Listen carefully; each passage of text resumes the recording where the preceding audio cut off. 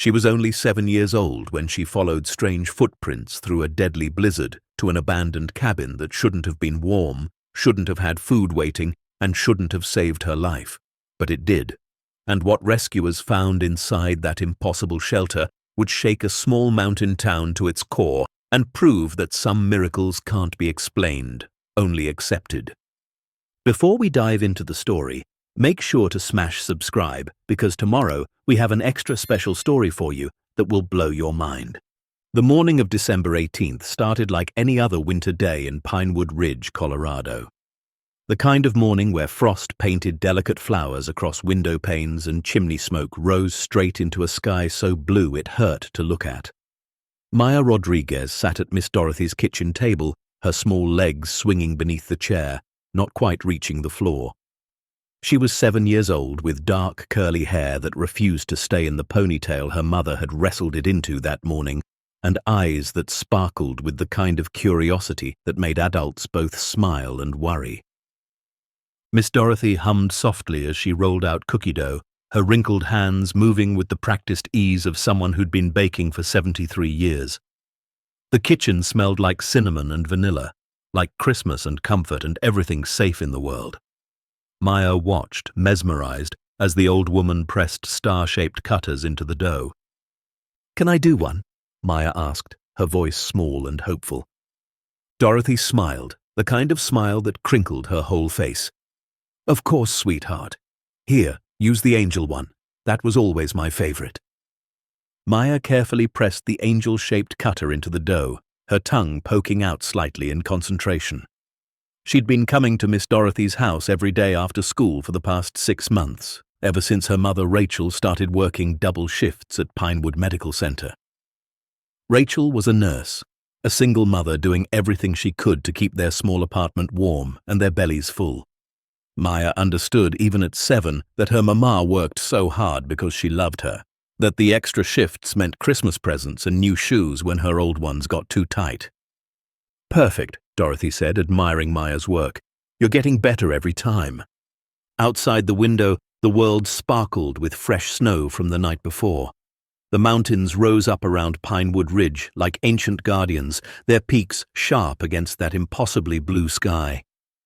It was the kind of place where everyone knew everyone, where folks still waved from their porches and brought casseroles when someone was sick. Population 2,347, counting old Bill's new grandson who'd been born just last week.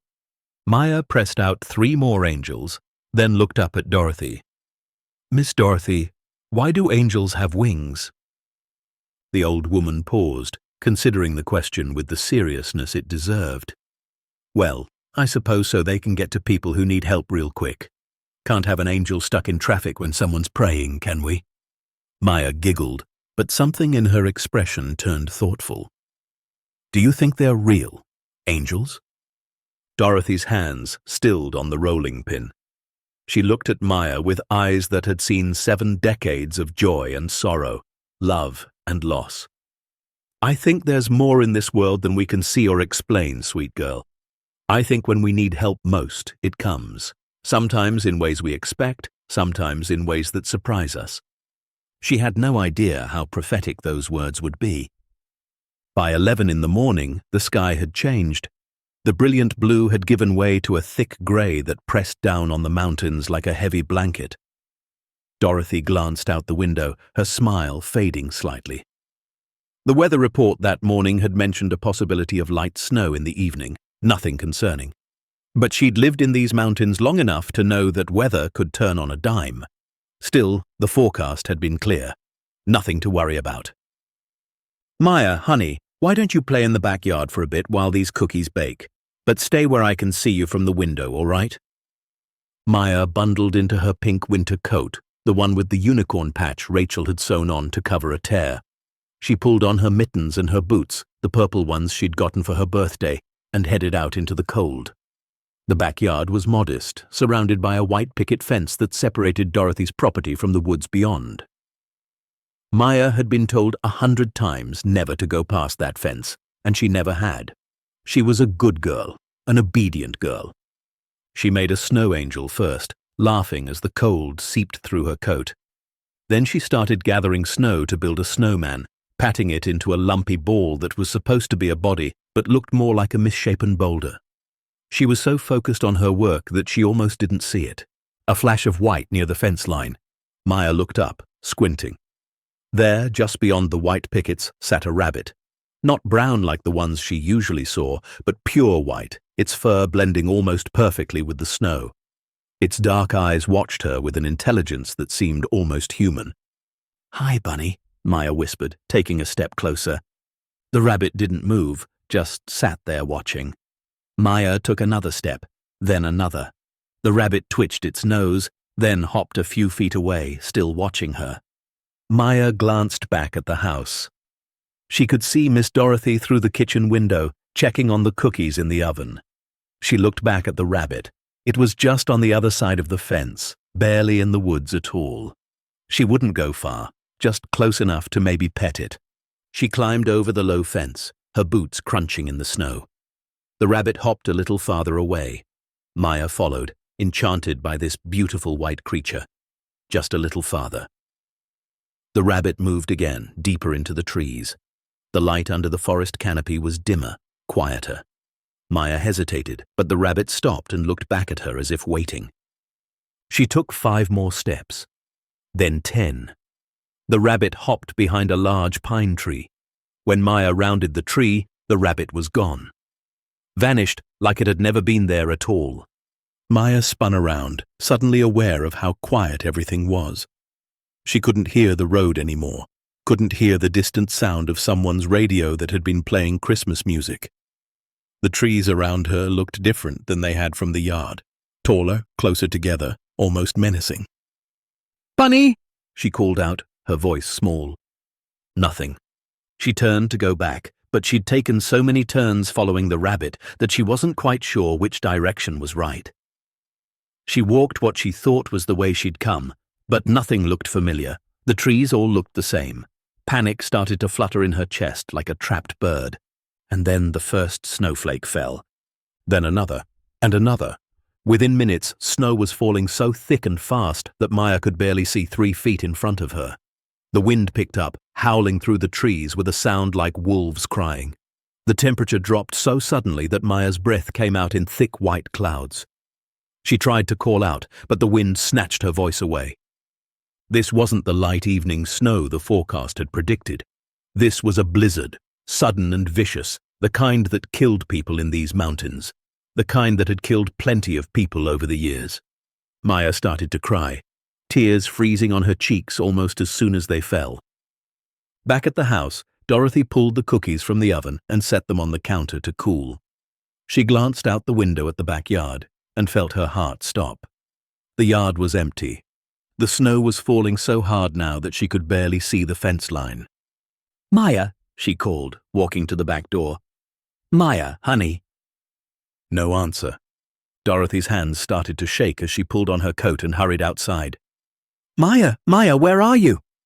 She reached the fence and saw them, small boot prints leading into the woods, already being covered by fresh snow. Her blood turned to ice. Oh God, no!" She ran back inside, her arthritic knees screaming in protest, and grabbed the phone with trembling fingers. She dialed 911 first, then Rachel's number at the hospital. The phone rang 4 times before Rachel answered, slightly breathless. "Rachel, it's Dorothy.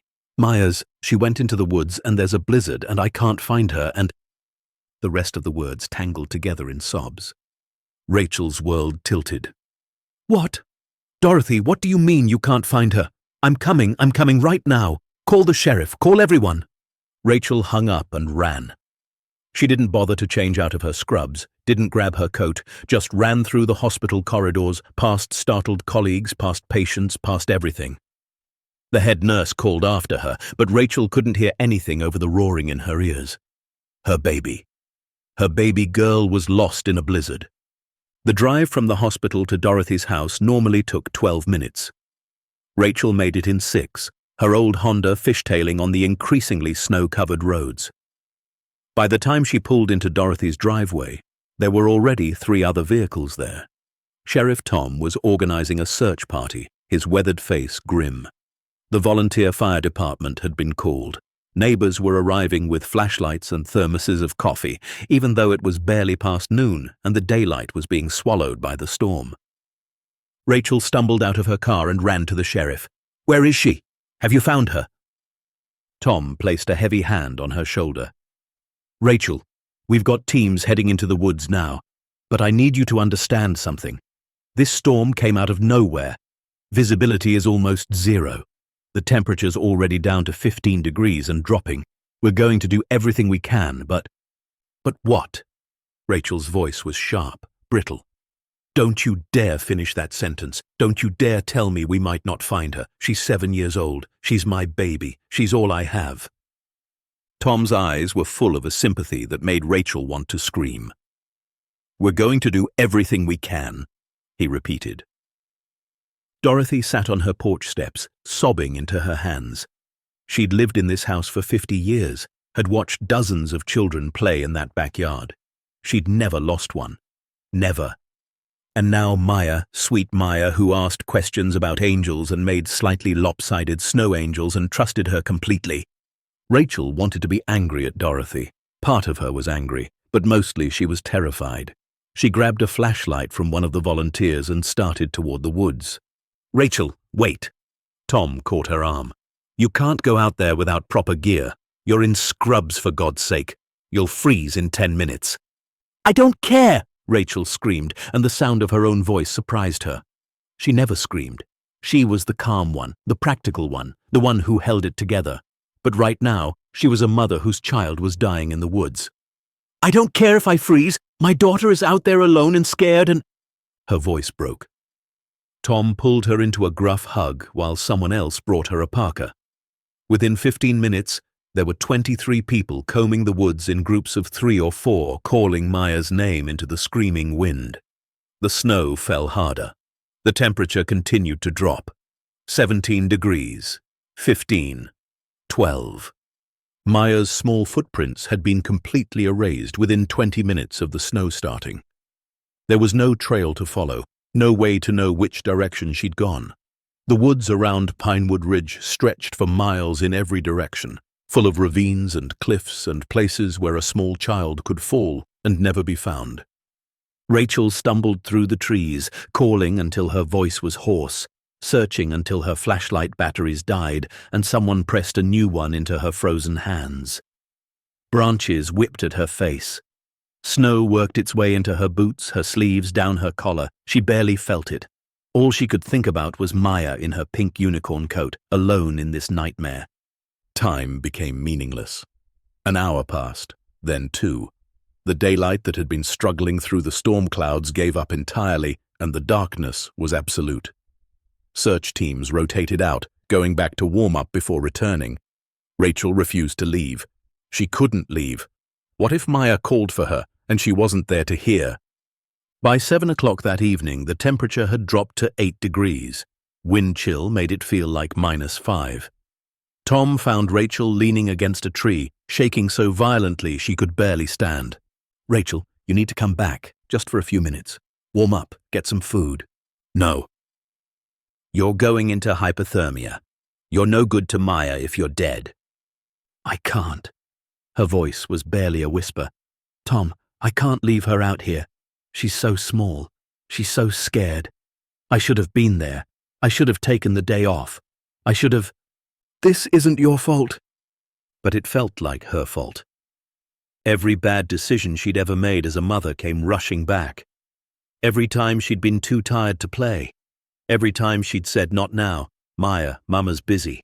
Every extra shift she'd taken. What did any of it matter if her daughter was dead? Tom practically dragged her back to the staging area Dorothy had set up in her house. The kitchen was full of grim-faced volunteers drinking coffee and pretending they weren't thinking the same thing everyone was thinking. That after 4 hours in this storm, the chances of finding Maya alive were approaching 0. Rachel collapsed into a chair, shaking. Someone wrapped a blanket around her shoulders. Dorothy tried to press a cup of hot chocolate into her hands, but Rachel just stared at it numbly. "I used to sing to her," Rachel said suddenly, to no one in particular. "When she was a baby and couldn't sleep, I'd sing this lullaby my grandmother taught me. "Hush, little baby, don't you cry. Mama's gonna sing you a lullaby." She'd always fall right asleep. "She's going to be okay," Dorothy said, but there was no conviction in her voice, just desperate hope. Through the window, the blizzard raged on, relentless and cruel. The kind of storm that had killed experienced hikers and hunters. The kind of storm that had taken lives before and would take lives again. Somewhere out there, if she was still alive, a 7-year-old girl faced the long, deadly night alone. Rachel closed her eyes and prayed to a God she wasn't sure she believed in anymore. Prayed to angels and saints and anything that might be listening. "Save my baby. Please, I'll do anything. Just save my baby." She didn't know that at that very moment, miles away in the dark heart of the woods, Maya was doing exactly what her mother had always told her to do if she ever got lost. Stay calm, stay put, call for help.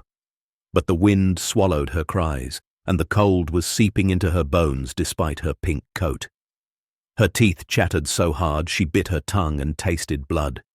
Her fingers and toes had stopped hurting and started going numb, which scared her more than the pain had. She was so tired.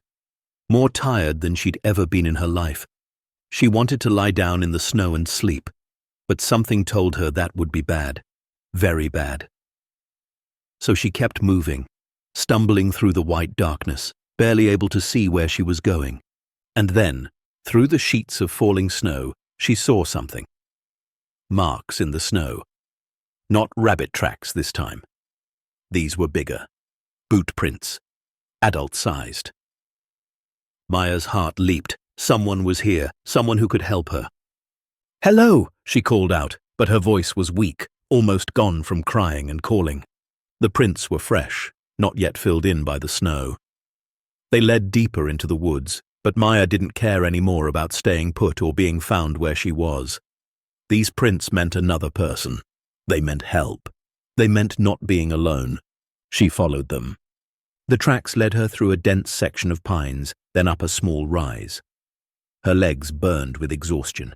Several times she fell, her numb hands unable to catch herself properly. But each time she got up and kept following those impossible prints. They were clear, defined, as if someone had walked this path just moments before, even though the snow should have filled them in by now. Maya didn't question it. She was 7 years old, freezing to death, and these footprints were the only thing standing between her and the darkness that was trying to swallow her whole. She followed them for what felt like hours, but was probably only 15 minutes. Her vision was starting to blur. The world tilted and swayed around her. She was so cold, so impossibly cold. She just wanted her mama, wanted her warm bed and her stuffed bunny and hot chocolate and... Through the snow, a shape appeared. At first, Maya thought she was seeing things. Her teacher had talked about mirages in the desert, but could you have mirages in a blizzard? But as she stumbled closer, the shape solidified. A cabin. Small, made of dark wood, with a stone chimney from which smoke curled impossibly into the storm-torn sky. The boot prints led right to the front door. Maya reached out with frozen fingers and touched the door handle. It was real, solid, and warm to the touch. She looked back the way she'd come, but the footprints she'd followed had already vanished, erased by the relentless snow. She was alone again, but she was also at a cabin, and smoke meant fire and fire meant warmth. She tried to call out to see if anyone was inside, but her voice wouldn't work anymore, so she did the only thing she could do. She turned the handle. The door wasn't locked. It swung open easily, and a wave of warm air washed over her frozen face. Maya stumbled inside, and the door closed behind her with a soft click. The cabin was lit by firelight and candles. A fire crackled in a stone fireplace, casting dancing shadows on walls made of smooth logs. The space was small, maybe 15 feet by 20 feet, but it was warm and dry and real. So wonderfully real. Maya stood in the doorway, dripping melting snow onto a worn rug, and looked around with wide eyes. She was shaking so hard her teeth rattled.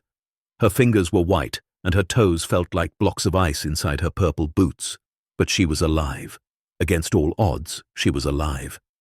"Hello?" she managed to whisper. No answer. The cabin was completely empty, but that didn't make sense because someone had to have lit the fire. Someone had to have walked here recently because she'd followed their footprints. Someone had to be here. "Is anyone home?" she called again, louder this time. Still nothing, just the pop and crackle of the fire and the howl of the wind outside. Maya took a tentative step farther into the cabin. Her eyes adjusted to the firelight, and she saw details that made her freeze in confusion and wonder. Near the fireplace, a small table held a steaming bowl of soup. Not cooling, steaming, like it had just been poured. Next to it sat a stack of crackers on a plate and a thermos with steam curling from its open top. She approached the table slowly, as if in a dream. The soup was chicken noodle, her favorite. The thermos, when she looked inside, held hot chocolate, rich and dark with tiny marshmallows floating on top. Next to the thermos sat a note, written in careful handwriting on a small piece of paper. "You're safe. Stay warm. Help will come." Maya's hands trembled as she picked up the note. The paper was warm, as if someone had just set it down. But there was no one here, no one at all. She was too cold and too hungry to question it much. She sat at the small table and wrapped her frozen hands around the bowl of soup. The warmth seeped into her palms, making them tingle and ache as feeling returned. She brought a spoonful to her lips and tasted it. Perfect. Not too hot, not too cold, but exactly the right temperature. She ate slowly at first, then faster, her body desperate for the warmth and nourishment. The hot chocolate was next. Sweet and rich and so warm it made her stomach feel like it had sunshine inside it. She drank half the thermos before she even realized it. As warmth returned to her body, she became aware of other details. The cabin had a small bed in one corner, neatly made with quilts and blankets. On a shelf above it sat a collection of children's books. Maya recognized some of the titles: Where the Wild Things Are, The Velveteen Rabbit, Charlotte's Web. Her mother had read her those stories. The walls were decorated with photographs, old black and white ones in simple frames. Maya stood and walked closer to examine them. They showed a family, a man and a woman, both smiling, standing in front of this very cabin, and a little girl, maybe Maya's age, with long dark hair and a bright smile. They looked happy, frozen in time, forever happy. Next to the photographs was something that made Maya's heart skip, a child's drawing carefully pinned to the log wall. It showed a little girl with long dark hair standing in snow. Next to her, drawn in golden crayon, was a figure with wings, an angel. At the bottom, in a child's unsteady handwriting, it said, "Sarah and my angel." Maya touched the drawing gently, her finger tracing the angel's wings. Miss Dorothy's words from that morning echoed in her mind. "I think there's more in this world than we can see or explain. I think when we need help most, it comes." The exhaustion hit her all at once. The warmth of the cabin, the food in her belly, the comfort of being out of the deadly storm, it all combined to make her eyes heavy. She wanted to explore more, wanted to understand where she was and who had left her soup and hot chocolate and warmth. But her body had other ideas. She walked to the small bed and touched the quilts. They were soft, clean, and when she pulled back the top one, she found the sheets fresh and inviting. Someone took care of this place. Someone maintained it. But who and why? Maya climbed onto the bed, too tired to even take off her boots. She pulled the quilts up to her chin and felt warmth cocoon her like a hug. The firelight flickered across the ceiling in gentle patterns. Through the small window she could see the blizzard still raging, but in here she was safe. Her eyes started to close. Just before sleep took her, she heard something. So faint she might have imagined it. A sound like humming. A melody she didn't recognize, but that somehow felt familiar. It was gentle and sweet, like a lullaby. Like someone singing to a child they loved very much. Maya's last conscious thought was that she wasn't alone. Even though she couldn't see anyone, couldn't hear anyone speaking, she knew with the certainty that only children possess that someone was watching over her. Someone who had led her here through the impossible tracks. Someone who had prepared soup and hot chocolate and warmth and safety. Someone who cared enough to save a lost little girl in the middle of a deadly storm. She fell asleep to that distant humming, warm and safe in an empty cabin that shouldn't have been there, shouldn't have been warm, and shouldn't have saved her life. But it did. Outside, the blizzard screamed its fury at the mountains. Inside, a 7-year-old girl slept peacefully, protected by something that couldn't be named, but could certainly be felt. The fire in the fireplace burned steady and strong, never dimming, never fading, as if tended by invisible hands. And somewhere in the darkness, between the real world and whatever lay beyond, a promise made long ago was being kept. A prayer answered in ways no one could have predicted or explained. Maya was safe. For now, that was all that mattered. Maya woke to silence so complete it felt like being wrapped in cotton. For a moment, she didn't remember where she was. The ceiling above her was unfamiliar, made of dark wooden beams that crisscrossed in patterns like a puzzle. Then it all came rushing back. The rabbit, the blizzard, the footprints, the cabin. She sat up quickly, her heart pounding. The fire in the fireplace had burned down to glowing embers, but the cabin was still warm. Not just warm, but perfectly comfortable, as if someone had been tending the fire all night to keep it at just the right temperature. Pale morning light filtered through the small window, painting everything in shades of grey and blue. Maya swung her legs over the side of the bed and looked down at her purple boots. They were dry, completely dry. That didn't make sense. They'd been soaked through last night, packed with snow and ice. She'd felt the wetness seeping through to her socks. But now they were dry, and when she touched them, they were warm, as if they'd been sitting by a fire for hours. She stood up, her legs wobbly, and walked to the window. The world outside was blanketed in fresh snow that sparkled in the weak morning sun. The storm had passed. Everything was still and pristine and beautiful in the way that only a world covered in new snow can be. But there were no tracks anywhere, no footprints leading to or from the cabin, just untouched snow stretching in every direction. Maya turned back to the cabin interior, studying it more carefully in the daylight. The bowl from last night sat on the small table, empty and clean, as if someone had washed it. The thermos was closed tight. The note was still there, the words clear in the morning light. "You're safe. Stay warm. Help will come." She picked up the note again, turning it over. The back was blank. No name, no signature, nothing to indicate who had written it or why. But the handwriting was careful and precise, each letter formed with obvious care, like someone who wanted to make sure their message was understood. Maya walked to the shelf of children's books and pulled one down. The Velveteen Rabbit. The pages were worn but clean, obviously well-loved and well-read. She opened it and found an inscription on the inside cover. Written in faded ink, it said, "To Sarah, may you always believe in becoming real. Love, Mama and Papa. Christmas, 1974. Sarah." The same name from the drawing on the wall. Maya looked at the drawing again, studying it more closely. The little girl looked happy, her arms outstretched toward the golden angel. The angel's wings were enormous, spreading across most of the page, as if to shelter the child beneath them. Something about it made Maya's chest feel tight. She moved to the photographs on the wall. There were 5 of them, all in simple wooden frames. The first showed the man and woman standing in front of the cabin, both young, maybe in their 20s. They had their arms around each other and were laughing at something beyond the camera's view. The second photo showed the same couple with a baby wrapped in a white blanket. The third showed the little girl, maybe 3 or 4 years old, playing in the snow. The fourth showed her at maybe 6, holding up a snowman she'd obviously just finished building. The fifth photograph made Maya pause. It showed the little girl at about Maya's age, 7 or so, standing between her parents. But something was different about this one.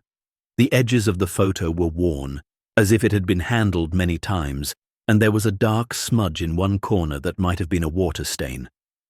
Or a tear stain. The girl was smiling, but the parents looked somehow sad. even though they were smiling too, like they were trying to hold on to a moment they knew wouldn't last. Maya touched the frame gently. "Where are you now?" she whispered. The cabin didn't answer, but a log in the fireplace suddenly popped, sending up a small shower of sparks. Maya jumped, then walked over to look at the fire more closely. The embers were still glowing strong, and next to the fireplace sat a neat stack of firewood. She counted the logs. 12 of them, all perfectly cut to the same length, all arranged with the kind of precision that spoke of someone who cared about order and details. But who? Who had been here? Who had left her food and warmth and this safe place? Maya walked around the cabin slowly, looking for any clue, any sign of the person who had saved her. The bed was made now, though she didn't remember making it. The quilts were folded neatly at the foot of the mattress. Had she done that in her sleep? Or had someone else been here while she slept? The thought should have scared her, but it didn't. Instead, she felt watched over, protected, like when her mama used to check on her at night when she was little, tiptoeing into her room to make sure she was covered and safe. Maya used to pretend to be asleep, but would peek through barely open eyes to see her mother's silhouette in the doorway, backlit by the hallway light. That same feeling of being cared for, of being loved, filled this cabin.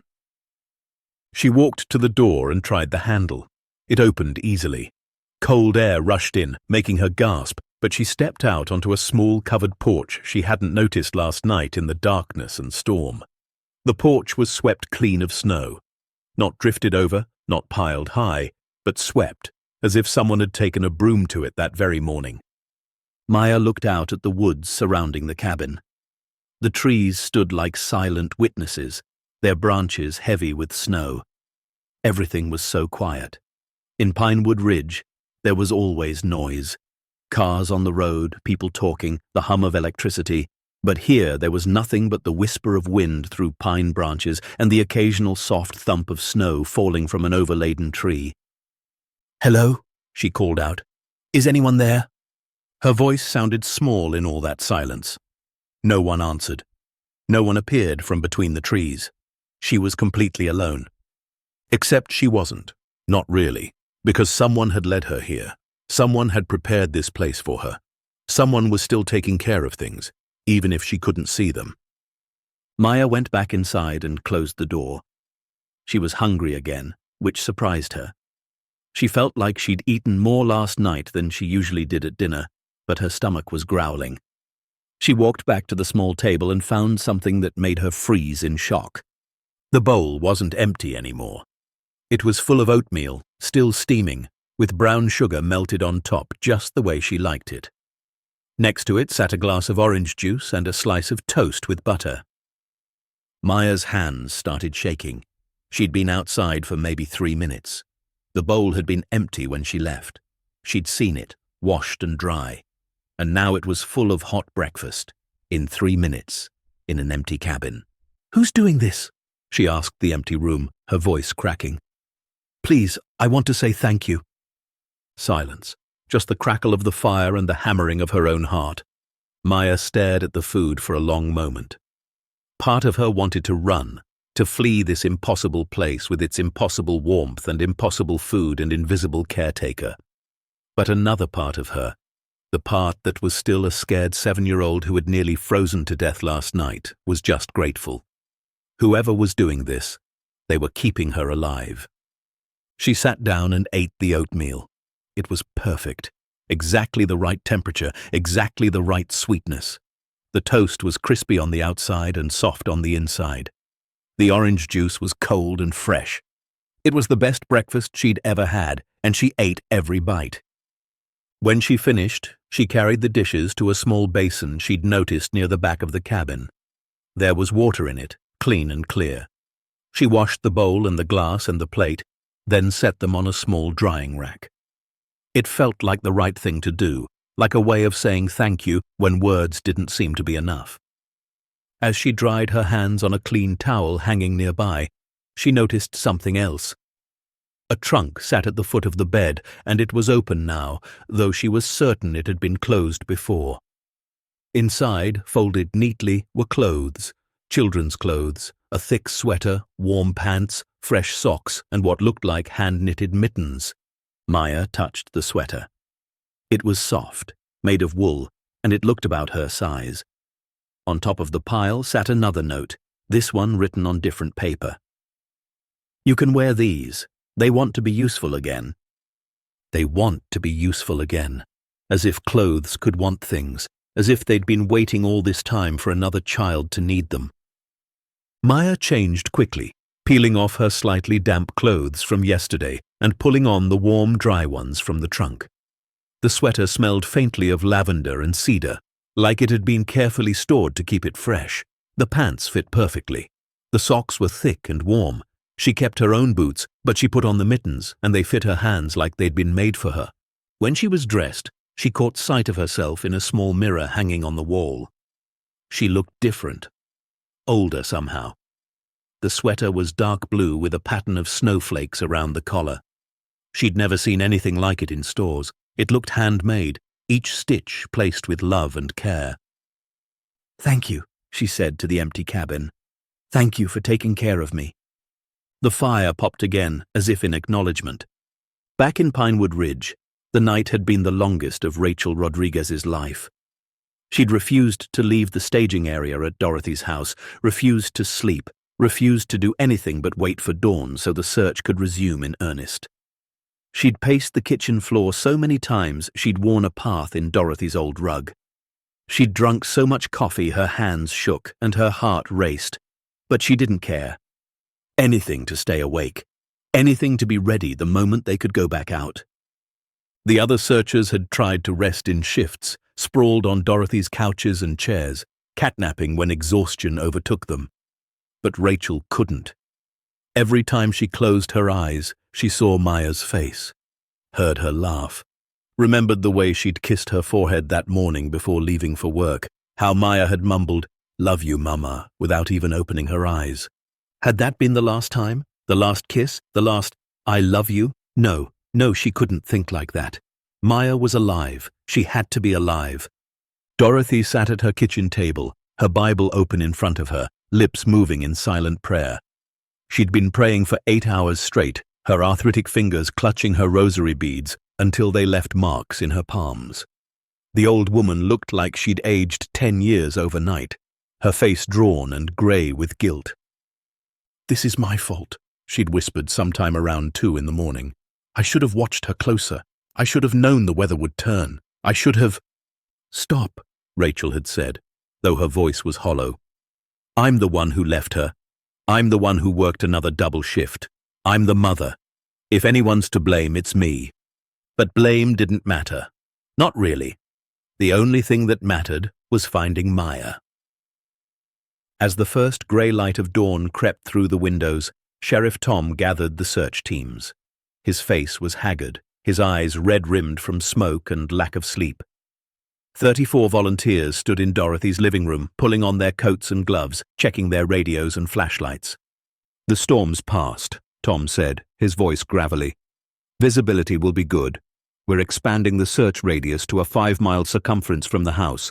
We've got the Forestry Service sending a helicopter at 0800. We've got tracking dogs coming from Boulder. We're going to find her." He didn't say find her alive, but everyone heard it anyway.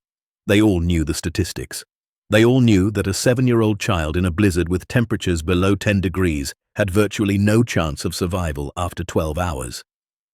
It had been 14 hours since Maya disappeared, but they suited up anyway. Because you don't stop looking, not ever, not until you bring that child home, one way or another. Rachel pulled on the borrowed parka and gloves. Her whole body ached from exhaustion and cold, but she moved like a machine, one foot in front of the other, back into the woods, back to find her baby. The search teams spread out as the sun rose higher, weak and pale in the winter sky. They called Maya's name until their voices gave out, then called some more. They searched under fallen logs and in hollows beneath rocks. They checked every cave, every overhang, every place a small child might have tried to take shelter. They found nothing. What happens next will turn this night upside down, reveal a truth nobody expected, and remind us why sometimes the quietest voices carry the most power. Stay tuned to see what happens next. If you're enjoying the story, please like, share, and subscribe for more. By 10 o'clock, the tracking dogs arrived with their handlers. German shepherds trained in search and rescue, their noses capable of detecting human scent even under snow. Rachel watched as the handlers let the dogs smell one of Maya's shirts that she'd brought from home. The dogs whined and pulled at their leashes, eager to work, to find, to save. They led the handlers into the woods, noses to the ground. Rachel followed, hope and dread warring in her chest. The dogs could find Maya, but would they find her alive? The dogs seemed confused. They'd pick up a scent and follow it for a few yards, then circle back, whining. One of the handlers shook his head. The storm disrupted everything. Whatever trail there was, it's gone now, I'm sorry. But they kept trying. Everyone kept trying. At Dorothy's house, the living room had become a gathering place for the entire town. People who'd known Maya since she was born sat together, holding hands, praying, crying. The local news had picked up the story. A reporter and cameraman stood outside, doing a live broadcast about the missing girl, the miraculous survival stories cut with the grim reality that most children didn't survive this kind of exposure. Inside, an old man named Walter sat in the corner, nursing a cup of coffee. He was 89 years old, had lived in Pinewood Ridge his entire life, and he'd been quiet most of the morning. But now he spoke up, his voice thin and reedy. "My father used to tell stories about a cabin in these woods," Walter said. "Way back, must have been in the 30s or 40s. Said there was a family lived out there. Kept to themselves mostly. Had a little girl." A few people turned to listen, grateful for any distraction from the waiting. "What happened to them?" someone asked. Walter's watery eyes grew distant. "The girl died. Winter storm, I think. Got lost in the woods. They found her body 3 days later, frozen. The parents never recovered. The mother died of grief a year later. The father lived a bit longer, but he was never right in the head after that. Folks said he kept the cabin like a shrine, kept it ready for his daughter, like she might come back." "That's just a story," Dorothy said, but her voice was uncertain. "Maybe," Walter said. "But I've hunted these woods for 70 years. Every so often, hunters talk about seeing a cabin that shouldn't be there. You go looking for it the next day, and you can't find it. Like it moves around, like it doesn't want to be found unless it wants to be found." "You're talking about a ghost cabin," one of the younger volunteers scoffed. "Come on, Walter, this is serious." "I am serious," Walter said quietly. "I'm just saying there's things in these mountains that don't make sense, things that can't be explained. My father swore he saw it once, the cabin, said smoke was coming from the chimney, but when he knocked, no one answered. Door was locked. But he heard singing inside, a woman singing a lullaby to a child." The room fell silent. A few people shifted uncomfortably. Others rolled their eyes. But Rachel, standing in the doorway having just come back for more coffee, felt something shift in her chest. A lullaby. She thought of the song she used to sing to Maya. "Hush, little baby. Don't you cry." "Where?" Rachel asked, her voice sharp. "Where was this cabin?" Walter shook his head. "Can't say for certain. It was decades ago. Somewhere northwest of here, deep in the old growth forest. But like I said, you can't find it unless it wants to be found," Rachel finished. "I'm going northwest." Tom tried to stop her. "Rachel, that's just stories. Old ghost tales. You can't base a search on—" "I can and I will," Rachel said, "because right now, ghost tales are the only hope I've got." She grabbed her flashlight and headed back out. Tom sighed and radioed 2 of the search teams to head northwest, to humor Rachel if nothing else. But he didn't believe it. How could he? A ghost cabin that appeared and disappeared? A dead family watching over lost children? It was the stuff of campfire stories and local legends, not real life. But in the woods, following a trail only her heart seemed to know, Rachel pushed deeper into the wilderness, northwest, toward whatever might be waiting there. The forest was different here. The trees were older, taller, their trunks massive and ancient. Snow lay thick on the ground, untouched and pristine. Rachel's radio crackled with updates from other teams. Nothing found, no signs. Keep searching. She was about to turn back, about to admit that she was chasing fairy tales, when she saw something that made her stop cold. Smoke. Just a thin tendril of it, rising above the trees in the distance. Smoke meant fire. Fire meant shelter. Shelter meant... "Maya!" Rachel screamed, and she started running. She crashed through the underbrush, her legs burning, her lungs screaming for air. She fell twice, got up, kept running. The smoke grew clearer, more defined. She could smell it now, wood smoke, clean and pure. And then she saw it. A small cabin, nestled in a clearing, looking like something out of a storybook. Dark wood, stone chimney, a small porch, smoke curling from the chimney into the bright blue sky. Rachel stopped at the edge of the clearing, her breath coming in great gasping sobs. The cabin looked solid and real and impossibly beautifully there. She brought her radio to her lips with shaking hands. Tom, I found something. I found a cabin. Northwest quadrant, maybe 3 miles from Dorothy's house. I'm going in." "Rachel, wait for backup." But she was already moving, already running across the clearing toward the cabin door. She didn't care about protocol or safety or anything, but the desperate hope that her daughter might be inside. She reached the porch and pounded on the door. Maya, baby, are you in there?" The door opened under her fist, swinging inward. Rachel stumbled inside and stopped, her heart in her throat. There, sitting at a small table in a blue sweater she'd never seen before, was Maya. Alive, warm, safe, eating what looked like oatmeal and drinking orange juice. She looked up when Rachel burst in, her eyes going wide. "Mama?" Rachel crossed the room in 2 strides and pulled Maya into her arms, holding her so tight she was afraid she might break her, but unable to let go. She sobbed into Maya's hair, her whole body shaking with relief so intense it was almost painful. "You're alive! Oh God, you're alive! Baby, I thought I'd lost you." Maya hugged her back just as fiercely. "I knew you'd find me, Mama. I knew you would." They held each other and cried, mother and daughter, reunited against all odds in a cabin that shouldn't exist, but somehow did. Outside, the sound of approaching voices and crashing through underbrush announced the arrival of the search teams. Tom burst through the door first, followed by 6 others, all of them stopping short at the scene before them. "She's here," Tom said into his radio, his voice choked with emotion. "We found her. She's alive. Repeat, the child is alive and appears unharmed." The radio exploded with shouts and cheers. In Dorothy's house, 3 miles away, the old woman collapsed to her knees, hands clasped, thanking God and every saint she could name. The assembled townspeople erupted in celebration, hugging each other, crying, laughing.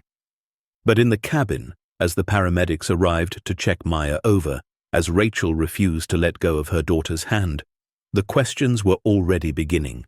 Questions that would haunt Pinewood Ridge for years to come. Because the cabin was warm, the fire was burning. There was fresh food on the table and clean clothes on Maya's back. Someone had taken care of her. Someone had kept her alive through a night that should have killed her. But when the sheriff and his deputies searched every inch of the cabin, they found no one else. No footprints but Maya's led to the door. No tire tracks. No snowmobile trails. No sign that any living person had been there at all. And when they checked the county records later that day, they would discover something even more impossible. According to official documents, the cabin they were standing in didn't exist. The land it sat on had been abandoned and unsealed since 1977, the year after a little girl named Sarah Whitaker had died in these very woods, lost in a winter storm just like the one that had taken Maya. But none of that mattered yet. For now, Rachel held her daughter and wept with gratitude. For now, Maya was safe. The how and the why could wait. The miracle was enough. The paramedics worked quickly but gently, checking Maya's vital signs, while Rachel hovered so close they had to keep asking her to step back just a little. Maya sat on the small bed, wrapped in one of the cabin's quilts, looking small and fragile despite the color that had returned to her cheeks. "Temperature is 98.6, one paramedic said. checking the digital thermometer again as if he didn't believe the reading. Perfect. That's impossible, but it's perfect. Heart rate normal. Blood pressure normal for her age. No signs of frostbite on her fingers or toes. The second paramedic shook his head in disbelief. Ma'am, your daughter spent 14 hours in sub-zero temperatures and she's completely fine. I've been doing this for 23 years and I've never seen anything like it. Rachel didn't care about the impossibility of it. She just kept stroking Maya's hair, needing the physical confirmation that her daughter was real and alive and here. Sheriff Tom stood in the center of the cabin, turning slowly in a circle, his weathered face creased with confusion. He'd lived in Pinewood Ridge for 56 years, had been sheriff for 28 of them, and he knew these woods like the back of his hand. Or thought he did. Someone talked to me about this cabin, he said. Anyone ever seen it before? The 6 deputies and volunteers who'd made it to the site all shook their heads. One of them, a younger man named Jake who'd grown up hunting these mountains, spoke up. Sheriff, I've tracked deer through this area 100 times. There's never been a cabin here. I'd stake my life on it. Well, there's one here now, Tom said dryly. He walked to the fireplace and held his hand over the flames. The fire burned steady and hot, the wood crackling pleasantly. He examined the firewood stacked beside it. Fresh-cut pine, each log almost identical in length and width. Someone with skill and care had prepared these. This fire's been burning all night. Someone had to tend it. He turned to Maya. Sweetheart, when you got here last night, was anyone in the cabin? Maya shook her head, her hand gripping her mother's tightly. No, sir, just the fire and the food. The food was already here? Yes, soup and hot chocolate. And this morning there was oatmeal. Tom exchanged glances with his chief deputy, Marcus, who'd been examining the small kitchen area. Marcus held up the bowl Maya had eaten from. Still warm, Sheriff, like it was just prepared. Bag it, Tom said. Bag everything. This is now an active investigation. Investigation into what? Rachel asked sharply. Someone saved my daughter's life. I don't care how or why. I just want to take her home. And you will, Tom said gently. But Rachel, think about what we're looking at here. A child goes missing in a deadly blizzard. She survives the night with no survival gear, no shelter that we knew about. She ends up in a cabin that, according to our records, doesn't exist, with fresh food and a tended fire, but no sign of who provided any of it. At minimum, we need to identify whoever's been maintaining this place. They might not know they're being looked for. Rachel saw the logic but didn't like it. Still, she nodded. Fine, but Maya and I are leaving. She needs to see a real doctor at the hospital. Of course, Marcus will drive you. I'm staying here with the team to process the scene.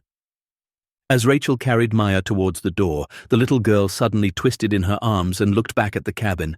Mama, wait, I need to say thank you. To who, baby? To whoever took care of me. Maya's voice was soft but certain. She looked around the cabin, her dark eyes solemn. Thank you for keeping me safe. Thank you for the food and the fire and the warm clothes. I'll never forget what you did. The cabin was silent, except for the crackle of the fire. But as Maya spoke, one of the candles on the small table flickered, its flame dancing as if caught by a sudden breeze, even though all the windows were closed and the door was shut. Everyone in the cabin saw it. No one said anything. Rachel carried Maya outside into the brilliant winter sunshine. The snow sparkled like diamonds scattered across the forest floor. A medical helicopter had landed in the nearest clearing, its rotors already spinning. Within minutes, Rachel and Maya were airborne, flying over the forest toward Pinewood Medical Center. Maya pressed her face to the window, watching the trees fall away below. She could see the cabin getting smaller, its smoke still visible, a tiny grey thread against the white landscape. And then, as she watched, something strange happened. The smoke seemed to fade, and the cabin itself became harder to see, as if it were blending into the forest, becoming part of the trees and snow and shadows. Mama, look, she started to say, but when she blinked and looked again, she couldn't find it anymore. The cabin had disappeared into the wilderness, as if it had never been there at all. Back at the cabin, Sheriff Tom was discovering just how strange things really were. He'd sent one of his deputies back to town to pull all the property records for this section of forest. While they waited, Tom and his team conducted a thorough search of the structure. The cabin was approximately 15 feet by 20 feet, built from hand-hewn logs chinked with what looked like the original mortar.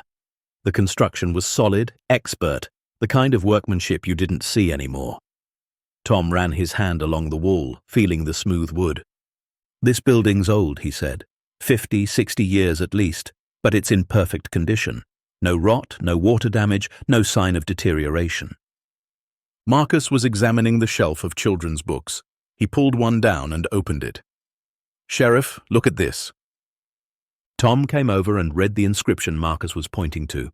"To Sarah, may you always believe in becoming real. Love, Mama and Papa. Christmas 1974. Sarah," Tom repeated slowly. Something about that name tickled at his memory.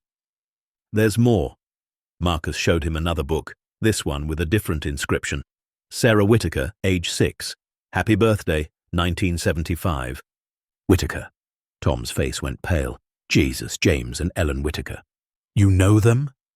"I know of them. It was before my time as sheriff, but the story's still told around town. They lived out here in the woods, had a daughter. Winter storm came through in December of 1976. The little girl wandered off and got lost. They found her body 3 days later."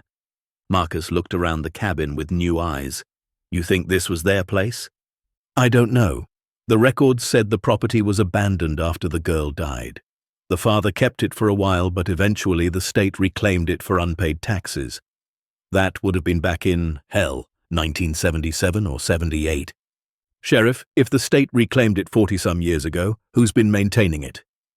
That was the question, wasn't it? Tom walked to the photographs on the wall. He studied them carefully, his cop's eye taking in every detail. The family looked happy in the early photos. Young parents, a beautiful baby, a life full of promise. But that last photograph, the one of the 7-year-old girl with her parents, told a different story. The smiles were forced. The eyes were sad. "This was taken right before she died," Tom said quietly. "You can see it in their faces. They knew something bad was coming. Maybe not consciously, but you can feel it." He moved to the child's drawing pinned to the wall, the little girl and the angel. The golden crayon had faded over the years, but the image was still clear. An angel with enormous wings, sheltering a small child. "Sarah and my angel," Tom read aloud. What do you think she meant by that? Maybe imaginary friend. Kids that age have them all the time. But Tom wasn't so sure. There was something about this drawing, something deliberate and careful, as if the child had been trying to capture something she'd really seen. His radio crackled. It was Jenny back at the office.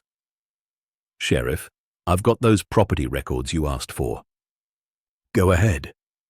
That section of forest was last registered to James Whitaker in 1976. Property was seized for tax default in 1977.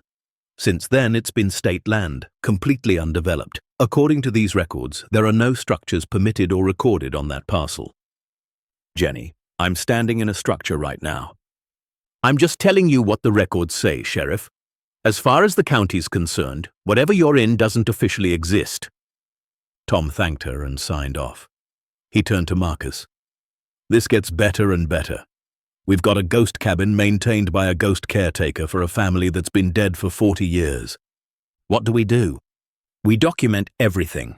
Photos, measurements, fingerprints, the works. And we find out who's been coming out here." But as the team began to process the scene, they discovered something that would deepen the mystery even further. Despite the fresh food, the tended fire, the clean cabin, and the obvious signs of recent occupation, they couldn't find a single fingerprint that didn't belong to Maya Rodriguez. Not one. The bowls and cups had been washed but showed only Maya's small prints.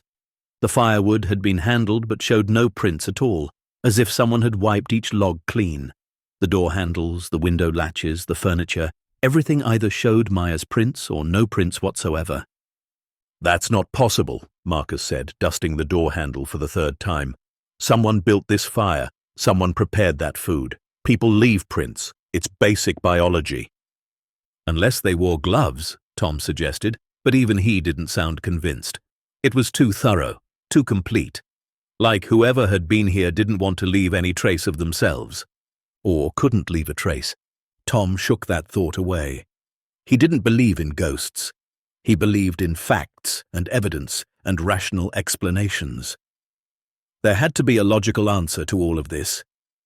By midday, the team had finished their initial investigation, and Tom made the decision to seal the cabin. He posted a deputy at the site with instructions that no one was to enter without his explicit permission. As he trudged back through the snow towards the vehicles, he couldn't shake the feeling that he was missing something important, something right in front of his face.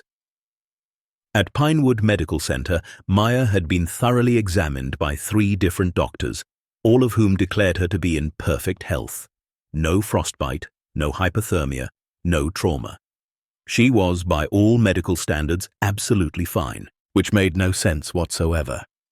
Dr. Sarah Chen, the pediatrician who'd known Maya since birth, pulled Rachel aside in the hallway.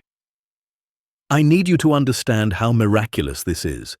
A child Maya's age, improperly dressed for the weather, exposed to those conditions for 14 hours, should at minimum have severe frostbite.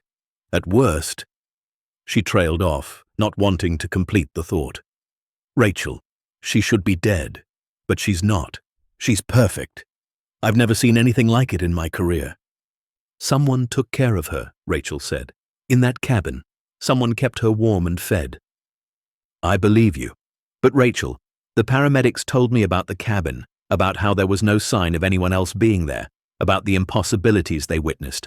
As a doctor, I deal in facts and science, but as someone who's lived in these mountains my whole life, I know there are things we can't always explain. Rachel nodded slowly. She'd been thinking about nothing else since they'd found Maya. The warm cabin, the fresh food, the clean clothes, the complete absence of any other person, and something Maya had said in the helicopter, something about hearing humming, a lullaby. Dr. Chen, do you know anything about a family named Whitaker? They lived out in those woods a long time ago. The doctor's expression shifted, something like recognition and sadness crossing her face. The Whitakers? God, I haven't thought about them in years. Before my time. But my mother knew Ellen Whitaker. They were friends, actually. What happened to them? Dr. Chen gestured to an empty waiting room and they sat. It was a tragedy. James and Ellen moved out here in the early 1970s. Young couple wanting to live off the land, be self-sufficient. They had a daughter, Sarah, beautiful little girl from what my mother said. But in December of 1976, there was a bad storm. Sarah wandered off and got lost. They found her 3 days later, frozen to death.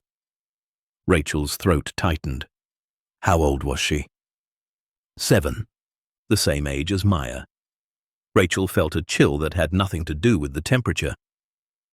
Dr. Chen continued. Ellen never recovered. My mother said she went a little mad with grief. She died about a year later. Heart failure officially, but everyone knew she'd died of a broken heart. James tried to keep going, kept their cabin maintained like Sarah might come back somehow, but eventually he just faded away. Died in 1985 or 86, I think. What happened to the cabin? I don't know. I assume it fell apart. Most of those old homesteads do when there's no one to maintain them. Dr. Chen looked at Rachel carefully. Why are you asking? Because I think the cabin where we found Maya might have been theirs. And I think... Rachel paused, not sure how to articulate what she was feeling. I think somehow, some way, they've been watching over it all these years. The doctor was quiet for a long moment. You're saying ghosts saved your daughter? I'm saying something saved my daughter. Something that left food and warmth and care, but no footprints, no fingerprints, no evidence it was ever there. You tell me what that sounds like to you. Dr. Chen had no answer. That evening, back at Rachel's small apartment, Maya sat at the kitchen table drawing pictures while Rachel made dinner. Simple things, mac and cheese and carrot sticks, but it felt like the most important meal Rachel had ever prepared. Every few minutes she'd look over at Maya just to confirm she was really there, really safe. "Mama," Maya said, not looking up from her drawing. "The cabin was magic, wasn't it?" Rachel paused, the wooden spoon in her hand dripping orange cheese sauce. "What makes you say that, baby?" "Because nobody else was there, but somebody was taking care of me. The food was always perfect. The fire never went out. And I could feel someone watching me, but in a good way. Like Grandma used to watch me when I was little and didn't want me to know she was checking on me." Rachel's mother had died 2 years ago. Maya had been only 5, but she remembered. "You know what's strange?" Maya continued, focused on her drawing. "The cabin felt like it was full of love. Does that make sense? Like the walls were made of love instead of wood." Rachel set down the spoon and came to sit next to her daughter. "Tell me everything you remember, baby. Everything that happened." So Maya did. She told her about following the white rabbit, about getting lost in the storm, about being so cold she thought she might die. She told her about the footprints that appeared in the snow, impossible boot prints that led her straight to the cabin, even though the storm should have erased them instantly. "Were they fresh prints?" Rachel asked. "Like someone had just walked there?" Maya nodded. "They were perfect, Mama. Like they'd been made just for me. And they led right to the cabin door. But when the search teams got there were no other prints. Just yours." "I know. It's like whoever made them didn't want anyone else to follow. Just me." Maya described the cabin interior, the warm fire, the food waiting for her. She described changing into the dry clothes and sleeping in the soft bed. And then she described waking up in the morning to fresh breakfast. "I was only outside for a few minutes," Maya said, "looking at the snow, and when I came back in, there was hot oatmeal on the table. It was still steaming, Mama, like someone had just made it right that second." "Did you see anyone? Hear anything?" Maya hesitated. "I heard humming, really soft, like it was far away. A song I didn't know, but that felt familiar somehow." Rachel's blood went cold. "What did it sound like?" Maya hummed a few notes, her child's voice sweet and true. It took Rachel a moment to recognize it, and when she did, she had to grip the table to steady herself. It was the lullaby, the one Rachel's grandmother had taught her mother, who had taught it to Rachel, who had sung it to Maya when she was a baby. But Rachel had stopped singing it when Maya was 2 or 3. Maya shouldn't remember it, couldn't remember it, and yet she was humming it perfectly. "Where did you hear that song, Maya?" "In the cabin. Someone was singing it, but I couldn't see them. It made me feel safe, like when you used to sing to me." Rachel pulled Maya into her arms and held her close. Her mind was racing, trying to make sense of the impossible. A cabin that shouldn't exist. Food that appeared from nowhere. A lullaby that had been passed down through generations of her own family. And a little girl named Sarah who died in those same woods at the same age as Maya 49 years ago. It was impossible. All of it was impossible. But Maya was alive. That was the only thing that mattered. That was the miracle that couldn't be denied. Over the next few days, the story spread through Pinewood Ridge like wildfire. The miracle cabin, people called it. The angel shelter. Some folks claimed it was proof of divine intervention. Others insisted there had to be a rational explanation, even if they couldn't think of one. The local paper ran the story on the front page. "Lost girl found alive in mysterious mountain cabin." News crews from Denver tried to get access to the site, but Sheriff Tom kept it sealed. He was still investigating, though he wasn't sure what exactly he was investigating anymore. A rescue? A haunting? A phenomenon that defied every rule of nature he understood. Walter, the old man who'd first mentioned the cabin stories, came to see Rachel one afternoon. He stood in her doorway, hat in hand, looking older than his 89 years. "I heard your little girl is all right," he said. "Wanted to see for myself." Rachel invited him in. Maya was at school, her first day back, and Rachel had been cleaning obsessively, unable to sit still. "She's fine," Rachel said. Perfect according to the doctors. It's a miracle. Walter nodded slowly. I believe it is, but not the kind most people think. What do you mean? The old man settled into a chair with a sigh. My father, he told me something once, said that love doesn't die. Not real love. It changes form maybe, but it doesn't die.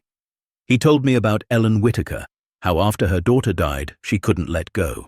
She'd go out to that cabin every day and tend to it like Sarah might come home.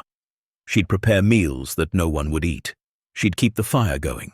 She'd read those children's books out loud to an empty room.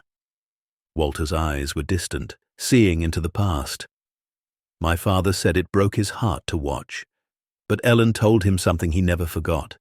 She said, I couldn't save my Sarah, but maybe someday I can save someone else's child. Maybe that's what all this grief is for, to turn into love for a child who needs it. Rachel felt tears streaming down her face. You think she's still there, Ellen Whitaker, after all these years? I think love like that doesn't have an expiration date, Walter said simply. I think when your daughter needed help, someone heard her. Maybe someone who's been waiting 49 years for a chance to save the child she couldn't save before. But Sarah Whitaker died in those woods. Maya lived. Exactly, Walter said. Maybe that's the whole point. Maybe Sarah's death wasn't meaningless if it led to this. If it led to a mother keeping watch over a cabin for decades, waiting for another lost little girl who needed saving. He stood to leave, then paused at the door. Your daughter's alive because love is stronger than death. That's the only explanation I've got, and honestly, it's the only one I need. After he left, Rachel sat alone in the quiet apartment. She thought about Ellen Whitaker, crazed with grief, maintaining a cabin for a daughter who would never come home. She thought about the years passing, decades of tending a shrine to lost love. She thought about the impossibility of fresh food in an abandoned cabin, of fires that burned all night with no one to tend them, of footprints that led through blizzards and disappeared.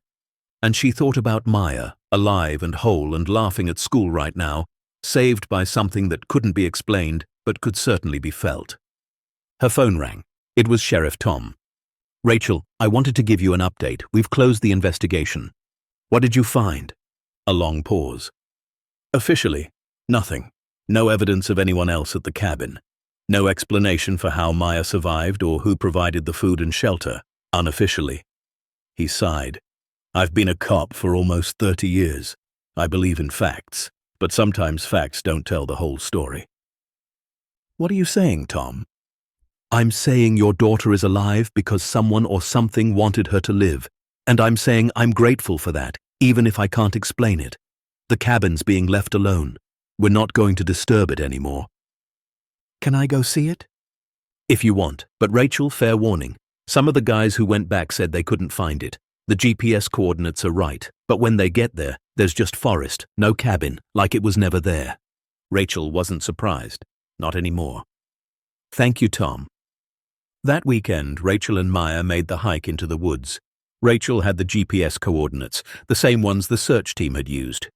They walked through the snow, following the markers, retracing the path the searchers had taken. They came to the clearing where the cabin should have been. Rachel checked the GPS 3 times. This was the spot. Right here. But there was nothing. Just trees and snow and silence. No cabin, no smoke. No sign that anything had ever been there. Maya walked forward slowly, looking around. Then she stopped and pointed. There, Mama. Can you see it? Rachel looked where Maya was pointing but saw only trees. I don't see anything, baby. The cabin, it's right there. And then, for just a moment, Rachel thought she saw something. A shimmer in the air, like heat waves on summer pavement. The faint outline of a structure, there and not there at the same time. She blinked, and it was gone, but Maya walked forward confidently, her small feet crunching in the snow.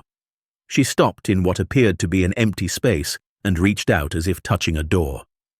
Thank you, Maya said to the empty air. Thank you for saving me. Thank you for the food and the warmth and the love. I felt it all. I felt you watching over me. The forest was silent. Then, impossibly, a breeze picked up, gentle and warm despite the winter cold. It ruffled Maya's hair and brought with it the faint scent of wood smoke and lavender. And Rachel heard it. Just for a second. Just barely audible under the whisper of wind through pine branches. A woman's voice, humming that old lullaby. The one that had been passed down through generations. The one that had kept a little girl calm through the longest night of her life. Rachel reached out and took Maya's hand.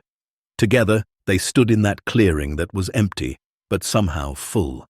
Full of love and sacrifice and the kind of miracle that couldn't be measured or explained or proven. "We'll come back," Rachel promised the silence. "We'll remember. We'll tell your story so Sarah's death means something.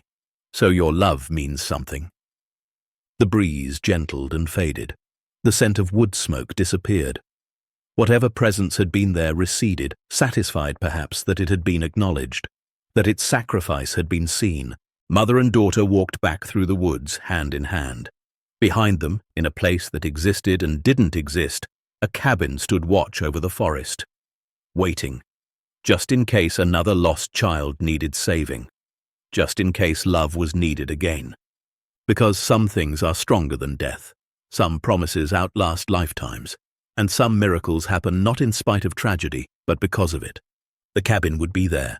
Waiting. Always waiting. For as long as love endured. And love, Rachel now knew, endured forever. The weeks following Maya's rescue were strange and beautiful and terrifying all at once. Rachel found herself unable to sleep through the night, waking every hour to check on Maya, to make sure she was still breathing, still warm, still there. The trauma of those 14 hours when she'd thought her daughter was dead had carved itself into her bones. She'd wake gasping from nightmares where she was running through endless snow, calling Maya's name into a void that swallowed all sound, but Maya seemed remarkably unaffected. She returned to school, played with her friends, did her homework and laughed at cartoons. The only change Rachel noticed was that Maya had started drawing more, page after page of pictures, all variations on the same theme. A small cabin in the woods, a little girl standing beside it, and always, always, a figure with golden wings watching over them both. "Who's that?" Rachel asked one evening, pointing to the winged figure in Maya's latest drawing. "The angel who saved me," Maya said simply, as if it were the most obvious thing in the world. "Her name is Sarah." Rachel felt her breath catch. "Did someone tell you that name, baby?" Maya shook her head, not looking up from her coloring. "No one told me. I just know. The same way I know she's still watching. Not just me, Mama, all the lost children. She watches for all of them." Rachel wanted to dismiss it as a child's imagination, the way kids process trauma through fantasy and story. But she couldn't. Because she'd heard that lullaby in the woods. She'd felt that warm breeze that had no business existing in the middle of winter. She'd seen, for just a moment, the shimmer of something that shouldn't be there. She started researching. Late at night, after Maya was asleep, Rachel would sit at her laptop digging through old newspaper archives, county records, and historical society documents. She learned everything she could about James and Ellen Whittaker and their daughter Sarah. The Whittakers had moved to Colorado in 1971, young idealists from back east who wanted to live off the land. James had been a carpenter, skilled with his hands. Ellen had been a teacher before Maya, a woman who loved children and books and the quiet of mountain life. Sarah had been born in 1969, which would have made her 7 years old when she died in December of 1976. Rachel found the newspaper article about Sarah's death. It was brief, clinical. Local girl lost in storm. Sarah Whittaker, age 7, died of exposure after becoming separated from her family during a winter storm. Her body was recovered 3 days after she went missing. Services will be held at Pinewood Community Church. But it was the follow-up article from a year later that made Rachel's hands shake as she read. Ellen Whittaker, widow of James Whittaker and mother of Sarah Whittaker, who died last winter, was found deceased in her home yesterday. Cause of death appears to be heart failure. Mrs. Whittaker had been in declining health since her daughter's death. She was 34 years old. 34. Ellen Whittaker had been 34 when she died. Rachel was 32. They were practically the same age, both mothers. Both would have done anything to save their daughters. But Ellen had failed. She'd lost Sarah to the cold and the snow and the merciless mountains. Or had she? Rachel kept digging. She found James Whittaker's obituary from 1985. James Whittaker, longtime resident of Pinewood Ridge, passed away at the age of 58. He was preceded in death by his wife Ellen and daughter Sarah. No services are planned. No services, no family left to mourn him. A man who'd lost everything and then just faded away. But the most interesting thing Rachel found was in the Historical Society archives, a journal donated by someone who'd cleaned out James Whittaker's cabin after his death, containing Ellen Whittaker's handwritten entries from the year following Sarah's death. Rachel requested copies of the pages and waited anxiously for them to arrive. When they did, she sat at her kitchen table with a cup of tea gone cold and read the words of a mother destroyed by grief. January 3rd, 1977. I went to the cabin today and made Sarah's bed. I know she's not coming back. I know she's gone. But I can't stop. If I stop making her bed, stop preparing her meals, stop keeping her room ready, then I have to accept that she's really gone. And I can't. I can't do that. February 14th, 1977. James says I need to let go. But how? How do you let go of your child? How do you accept that the most important thing you were put on this earth to do, keeping your baby safe, is something you failed at? I dream about her every night. She's cold. She's calling for me, and I can't reach her. April 22nd, 1977. I made a promise today. I went to the cabin and I promised Sarah that I would keep it ready, that if any child ever gets lost in these woods again, there will be a place for them. There will be warmth and food and safety. I couldn't save my Sarah, but maybe, God willing, I can save someone else's child. Maybe that's what I'm meant to do now. Turn my grief into protection. Rachel had to stop reading because the tears were blurring the words. Ellen Whittaker had promised to protect lost children 49 years ago, and somehow, impossibly, that promise had saved Maya. But there was more. Rachel kept reading, and what she found next made the world tilt beneath her feet. June 8th, 1977. A woman came to visit today, said her name was Margaret Chen and that she'd heard about Sarah. She brought her daughter, a little girl about 3 years old. We sat and talked for hours. She asked me about Sarah, and I found myself able to talk about her without breaking down completely. Margaret told me about her own mother, who died when she was young. She said grief is carried in families like precious cargo, passed down through generations. She sang me a lullaby her grandmother had taught her, the one she sings to her own daughter. It was beautiful. I asked her to teach it to me. Rachel's heart stopped. Margaret Chen, Dr. Sarah Chen, had said her mother's name was Margaret. Dr. Chen, who'd been friends with Ellen Whittaker. Dr. Chen, whose mother had taught Ellen that lullaby. The same lullaby Rachel's grandmother had taught her. With shaking hands, Rachel pulled out her phone and called Dr. Chen. It was late, almost 10 at night, but the doctor answered on the third ring. Rachel? Is everything okay? Is Maya? Maya's fine. Dr. Chen, I need to ask you something. Your mother, Margaret Chen. What was her maiden name? A pause. Why? Please, it's important. Rodriguez, Margaret Rodriguez, before she married my father. Why? The room spun. Rodriguez. Rachel's grandmother's name had been Margaret Rodriguez, and she'd had a daughter, Rachel's mother, and she'd taught her that lullaby. The same lullaby Ellen Whittaker had learned, the same lullaby Maya had heard in the cabin. Dr. Chen, I think your mother and my grandmother were the same person. Silence on the other end. Then, quietly, that's not possible. My mother died in 2003, and she never mentioned having other children. Did she have sisters? Another pause. She had a sister, yes. She died young, I think. My mother never talked about her much. It was too painful. Rachel's mind raced. If Margaret had been Dr. Chen's mother and Rachel's grandmother, that would make Dr. Chen Rachel's aunt, which meant Maya and Dr. Chen were blood relatives, which meant... The lullaby, Rachel said, the one your mother taught you. Can you sing it for me? Dr. Chen hummed a few bars. It was the same, exactly the same. My grandmother taught me that song, Rachel said. And somehow Ellen Whitaker learned it from your mother, from our mother, in 1977. And when Maya was lost in those woods, she heard it in the cabin. Dr. Chen, I think our family and the Whitakers are connected in ways we never knew. The doctor was quiet for a long time. When she spoke again, her voice was thick with emotion. My mother used to say that the people we love never really leave us, that love creates threads between souls that can't be broken, not even by death. I always thought she was being poetic, but maybe she was being literal, Rachel finished. They talked for another hour, piecing together fragments of family history, old stories, connections that had been forgotten but never truly severed. By the time they hung up, both women were crying, but not from sadness. From the overwhelming realization that Maya's rescue hadn't been random.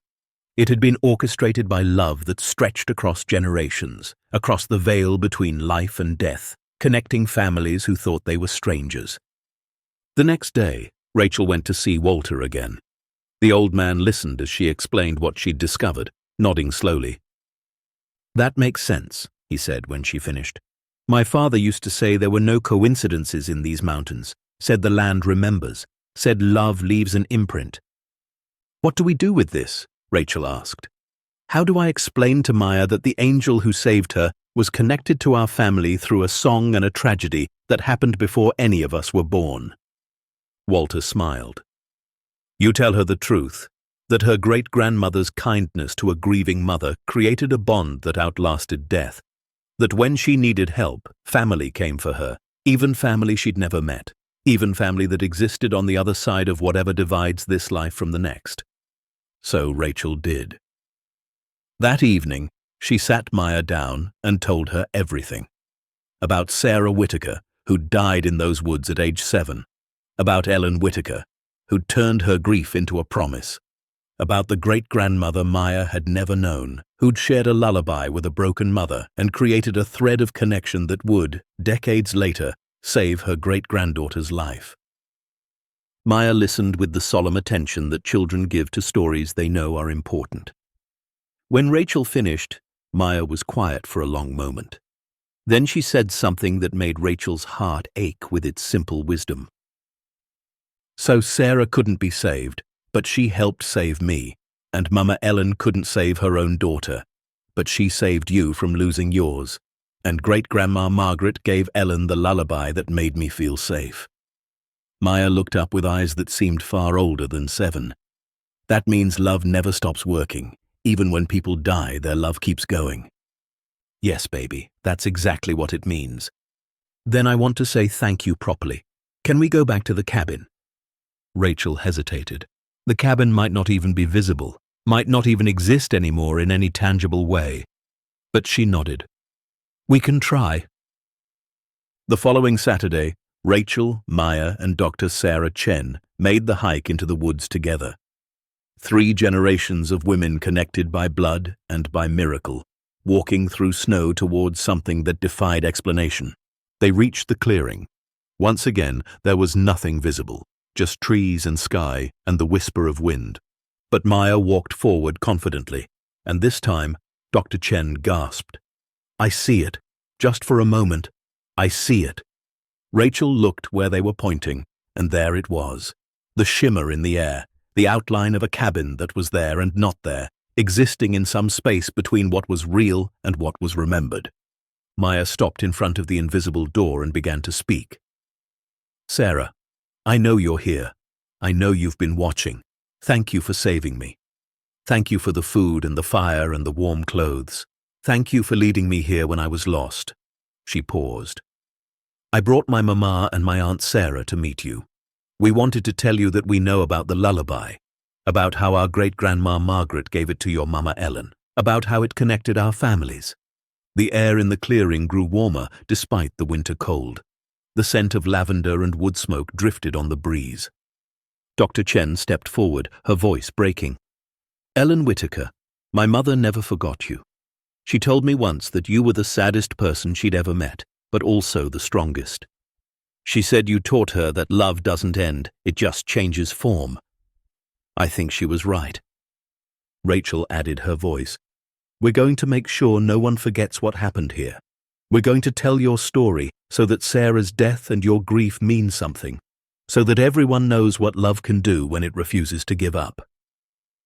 For a moment, just a moment, the cabin became fully visible, solid and real, with smoke curling from its chimney. The door stood open, and in the doorway, backlit by warm firelight, stood the silhouette of a woman. She was holding the hand of a small girl, and both figures seemed to glow with a soft golden light. Maya waved. The little girl in the doorway waved back. Then, like morning mist burned away by the sun, the vision faded. The cabin returned to its shimmering, half-there state. The figures were gone. But the warmth remained, and the scent of lavender, and the absolute certainty that they had been seen and acknowledged and loved. The three women stood in the clearing for a long time, none of them wanting to be the first to leave. Finally, Rachel spoke. We should create something, a memorial, something permanent so people will know. Dr. Chen nodded. I'll talk to the Historical Society. We can get a plaque made. Mark this spot so people can come here and remember. Over the next few months, that's exactly what happened. The Pinewood Ridge Historical Society, with donations from townspeople who'd been touched by Maya's story, commissioned a bronze plaque.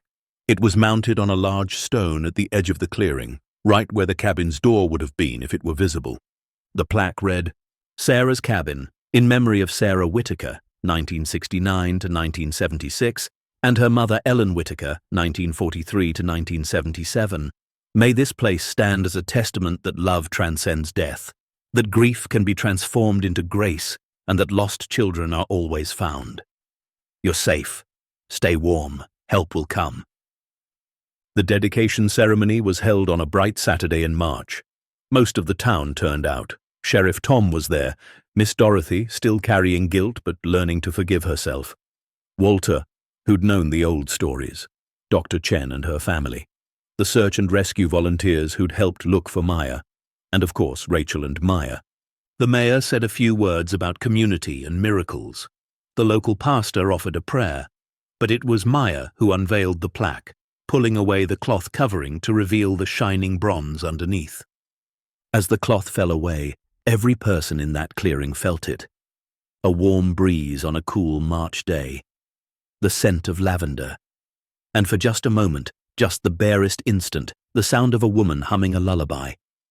No one spoke about it afterward. They didn't need to. They'd all felt it. The acknowledgement, the gratitude, the sense that something that had been waiting for recognition for nearly half a century had finally received it. In the months and years that followed, the clearing became a place of pilgrimage for people dealing with grief. Parents who'd lost children would come and sit by the plaque, finding comfort in the story of love that had refused to end. Lost hikers would stumble upon it and feel inexplicably safe, as if the forest itself was watching over them. And sometimes, people reported seeing smoke rising from an invisible chimney or catching the scent of fresh-baked cookies where no building stood. The cabin became more than a ghost story. It became a symbol of hope, proof that the worst tragedy could be transformed into the greatest gift if love was strong enough and patient enough and willing to wait as long as it took. Maya grew up knowing she'd been saved by a miracle. She never forgot the cabin, the warm fire, the bowls of soup that appeared from nowhere. She never forgot Sarah, whose death had somehow led to her life being saved. And she never forgot the lesson she'd learned at age 7, that love doesn't end when a heart stops beating. It just finds new ways to work. When Maya turned 16, she joined Pinewood Ridge's search and rescue team as a junior volunteer. Rachel tried to talk her out of it, fear clutching at her heart at the thought of Maya going back into those woods. But Maya was adamant. Mama, Sarah and Ellen saved me. Now it's my turn to help save others. That's how it works. Love keeps moving forward from person to person, generation to generation. So Rachel let her go. And Maya proved to be a natural. She had an instinct for finding lost hikers, an ability to sense which direction to search that seemed almost supernatural. The older volunteers joked that she had an angel guiding her. They had no idea how right they were. On Maya's 18th birthday, she and Rachel hiked out to the clearing together. The plaque had weathered beautifully, its bronze patina giving it an air of timeless dignity. Fresh flowers lay at its base, left by someone who'd been touched by the story. "I'm going to become a paramedic," Maya said. "Then maybe join the forestry service. I want to spend my life helping people in these mountains." Rachel felt tears prick her eyes. Her daughter had taken the trauma of being lost and cold and scared and transformed it into purpose, just like Ellen Whitaker had transformed her grief into protection. "Sarah and Ellen would be proud," Rachel said softly. "I hope so. I hope they can see what their love created. Not just my rescue, Mama, but everything that came after. All the people who've found comfort here, all the lost hikers who've been found, all the families who've healed. That's all because they refused to let death have the last word." They sat together by the plaque as the sun set, painting the mountains in shades of gold and purple. The clearing was peaceful, sacred, and if Rachel felt a presence there with them, warm and maternal and infinitely patient, she didn't say anything. Some things were meant to be felt, not spoken.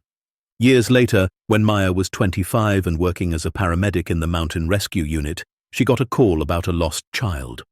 A boy, age 8, had wandered away from a campsite during a sudden snowstorm, the same kind of storm that had taken Sarah Whitaker 58 years earlier, the same kind that had nearly taken Maya 18 years before. Maya suited up and headed into the woods with her team.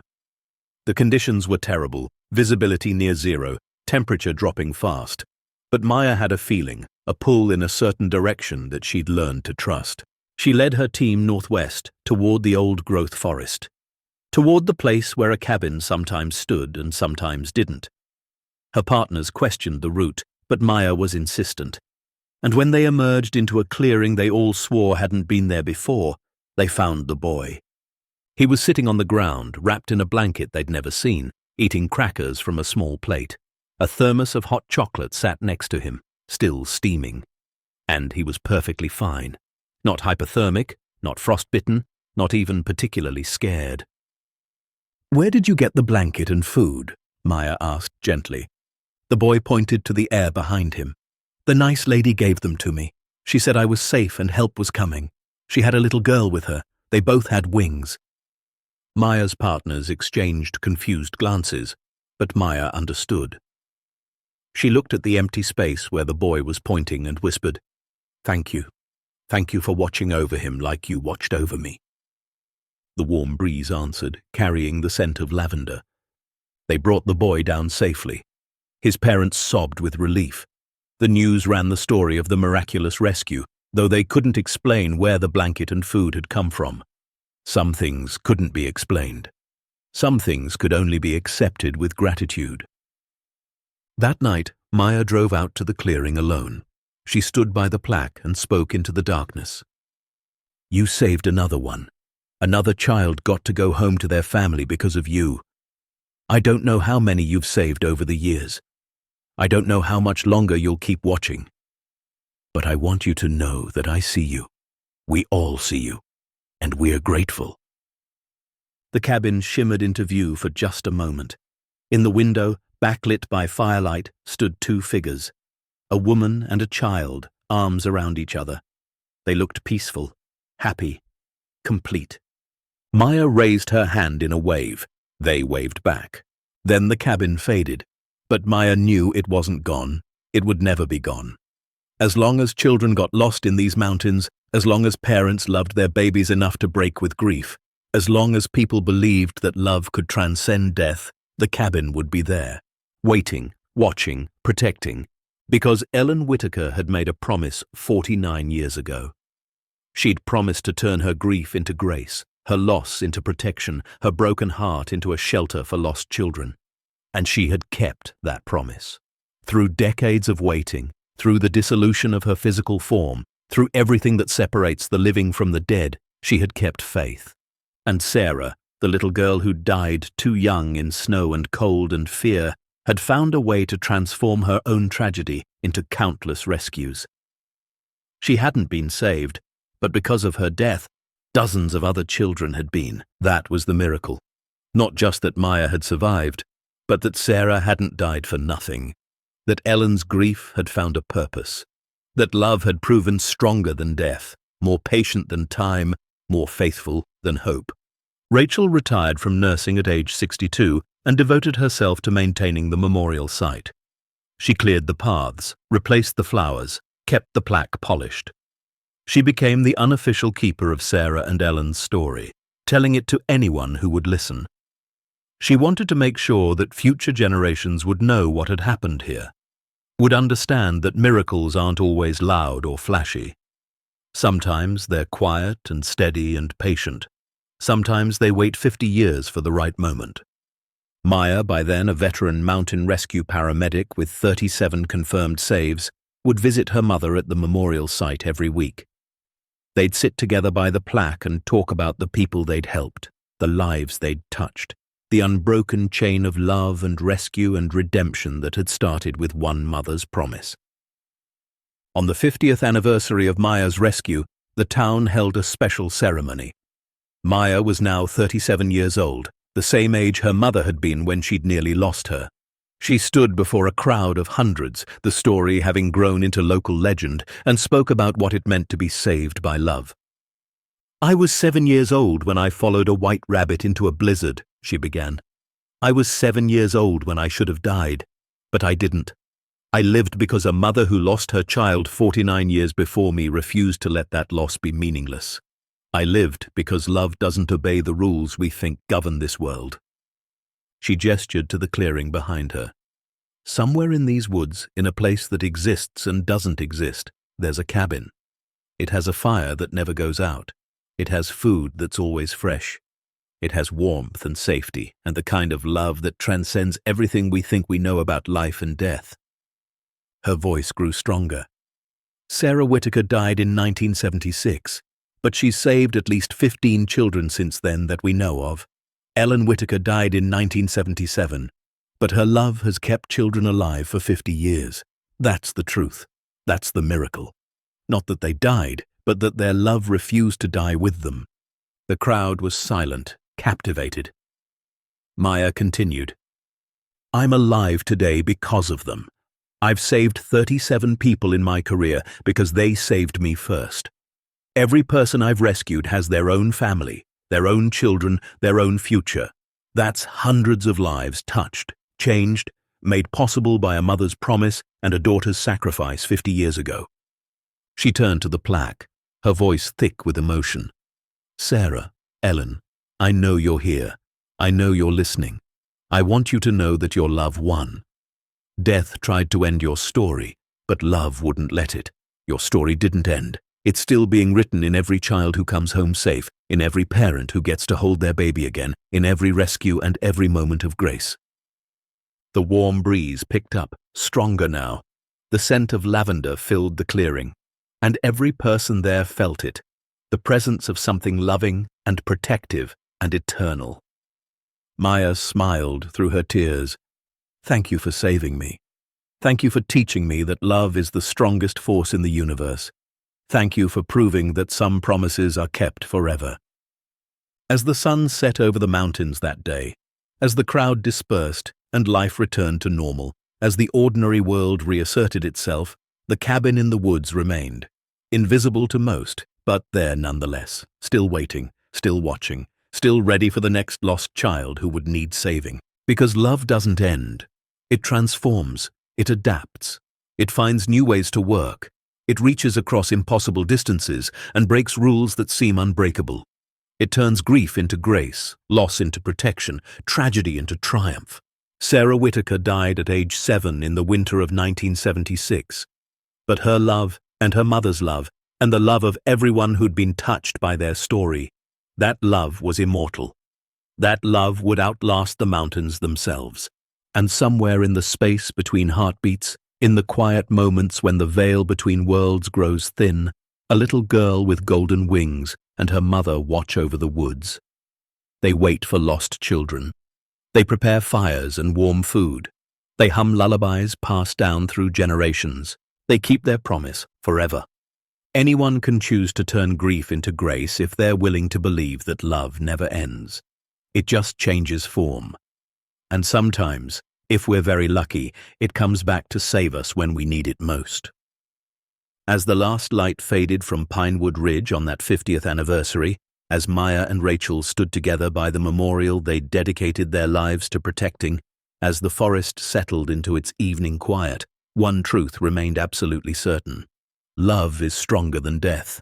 And some promises are kept forever, reaching across generations, across the boundary between life and whatever comes after, transforming tragedy into miracle and loss into eternal protection. Because for Maya Rodriguez and countless others who'd been found when they were lost, the cabin in the woods wasn't just a ghost story. It was proof that we're never truly alone. It was proof that someone is always watching over us. It was proof that love, real love, never dies, and it just waits. And when we need it most, it finds us in the snow. The end. Up next, 2 more powerful stories that will move you. Click to keep discovering the extraordinary in the ordinary. And don't forget to hit subscribe if you believe love is the greatest miracle of all.